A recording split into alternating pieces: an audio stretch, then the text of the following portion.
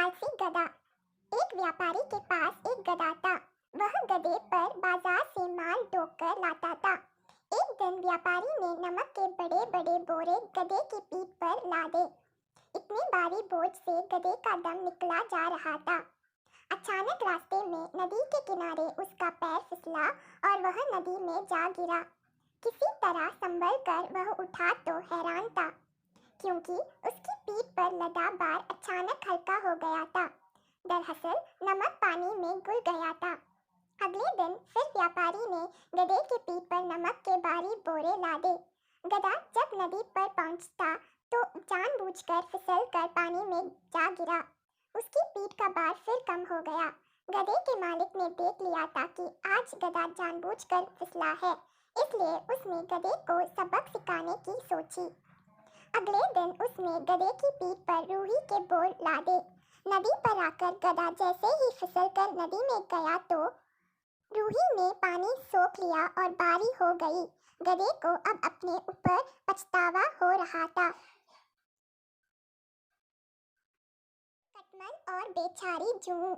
एक राजा के शायन कक्ष में मंदवीसरपिनी नामक जूं ने अपना डेरा डाला हुआ था।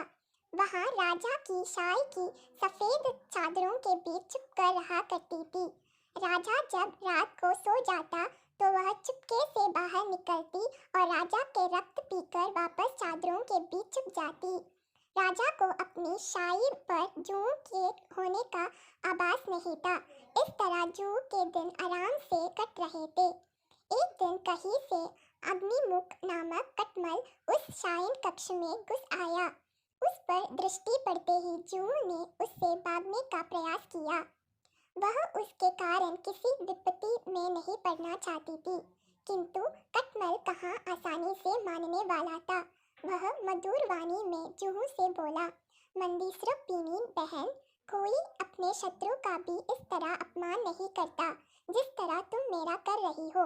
मैं तो तुम्हारा मेहमान हूँ, पहली बार तुम्हारे डेरे में आया हूँ। एक रात तो मुझे यहाँ रहने दो।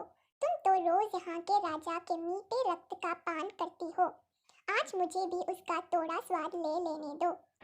जूं कटमल की चिकनी चुपड़ी बातों में आ गई। उसने उसे वहाँ रात भर रहने की अनुमति दे दी, किंतु साथ ही उसे आगाह करते हुए बोली, अग्निमुख, तुम यहाँ रह तो रहे हो, किंतु अपने चंचल स्वभाव पर तुम्हें नियंत्रण रखना होगा। राजा की जब गहरी नींद पड़ जाए तब मेरे रक्त पान करने के उपरांत ही तुम राजा का रक्त पीना, और ध्यान रखना कि रक्त पान करते समय राजा को कोई पीड़ा ना हो, अन्यथा हम दोनों मारे जाएंगे। कटमल ने जूं को वचन दिया कि जब तक वह राजा का रक्तपान नहीं करती वो भी नहीं करेगा और किसी भी तरह से राजा को कष्ट नहीं पहुंचाएगा। उन दोनों का वार्तालाप समाप्त ही हुआ था कि राजा शायन कक्ष में आ गया और दीपक बुझाकर चादर तनकर सो गया। इधर जूं राजा की नींद और गहरी होने की प्रतीक्षा कर रही थी, उधर कटमल की जीभ लोभ से तर हुई जा रही थी। राजा के मीठे रक्त के लोभ में वह अपना वचन भंग कर बैठा और जूं के पहले जाकर राजा पर अपने पैने दांत कड़ा दिया। अचानक हुई पीड़ा से राजा तट कर उठ बैठा। उसने संतरियों को बुलाया और कहा, इस शाही में अवश्य जूं का कटमल है, तत्काल दीपक जलाकर उन्हें खोजो और मार दो। संतरियों ने दीपक जलाकर चादर की तह कंगालानी प्रारंभ की। जूं हमेशा की तरह चादर की तहों में छुपी बैठी थी। कटमल राजा को काटकर पलंग के पायों के छोर में जा छुपा था। संतरियों की दृष्टि जूं पर पड़ गई। उन्होंने उसे पकड़कर मसल दिया। इस तरह कटमल की बातों पर विश्वास कर जूं मारी गई। सीख, अज्ञात या विरोधी स्वभाव के व्यक्ति की चिकनी चुपड़ी बातों में आकर उन पर विश्वास करना हानिकार है। उनसे सदैव सावधान रहना चाहिए। लोमड़ी की चालाकी। एक दिन एक लोमड़ी अचानक एक कुएं में गिर गई। कुएं में गिरकर वह चिल्लाने लगी, बचाओ बचाओ, कोई मुझे बचाओ। उधर से गुजर रही एक बकरी कुएं से पानी पीने के लिए रुकी। कुएं के पास आकर जब उसने जानकर देखा तो कुएं के अंदर लोमड़ी को देखकर पूछा, बहन, तुम यहाँ क्या कर कर रही हो? लोमड़ी चालाक थी, बड़े मीठे स्वर में बोली, इस कुएं का पानी बहुत मीठा है। मैं हमेशा यही पानी पीती हूँ।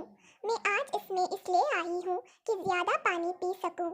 तुम भी अंदर आ जाओ और जी भरकर पानी पियो। यह सुनते ही बकरी कुएं में कूद पड़ी। उसकी पीठ पर चढ़कर लोमड़ी कुएं से बाहर आ गई। बाहर आकर उसने हंसते हुए बकरी से कहा, कुछ भी करने से पहले उसका परिणाम जरूर जान लो।